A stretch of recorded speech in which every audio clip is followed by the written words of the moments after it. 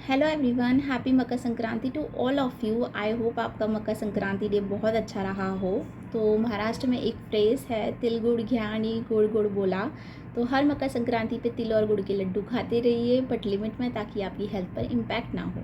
तो आज मैं आपको बताती हूँ एक्टोपिक प्रेगनेंसी के बारे में। एक्टोपिक प्रेगनेंसी भी क्या इंट्रायूटरन प्रेगनेंसी की तरह सेफ होती है? तो ऐसा नहीं है। एक्टोपिक प्रेगनेंसी का मतलब क्या होता है? गर्भाशय की थैली के बाहर रुकी हुई प्रेगनेंसी को हम एक्टोपिक प्रेगनेंसी बोलते हैं, या तो एक्स्ट्रा यूट्राइन प्रेगनेंसी भी बोल सकते हैं।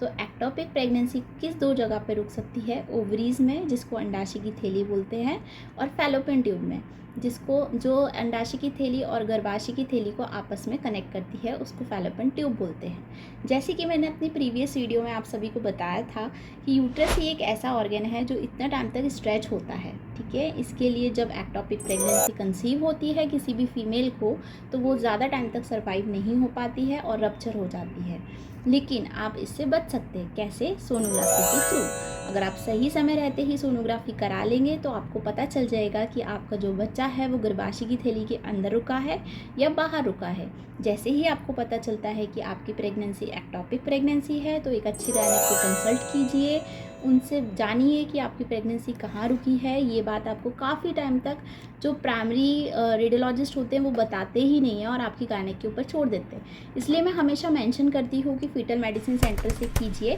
ताकि आपके रेडियोलॉजिस्ट ही आपको बता दे कि जो प्रेगनेंसी है वो कहाँ रुकी है। आपकी गायनेक तक पहुंचने तक देर ना हो और आप हाई अलर्ट मोड पर रह सकते हैं इसके लिए।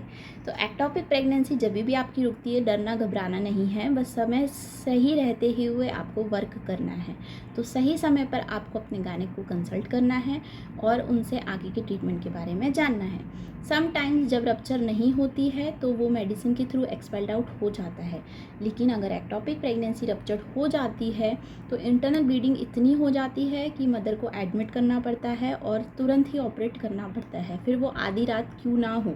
इसके लिए एक्टोपिक प्रेगनेंसी बहुत सीरियस कंसर्न हो जाता है। इंटरनल ब्लीडिंग इतनी होती है कि हीमोग्लोबिन डाउन हो जाता है, जिससे मदर को सीवियर वीकनेस हो जाते हैं। इसमें से a big suspense is that कि इसमें 50% चांसेस रिड्यूस हो जाता है नेक्स्ट प्रेगनेंसी कंसीव करने के लिए।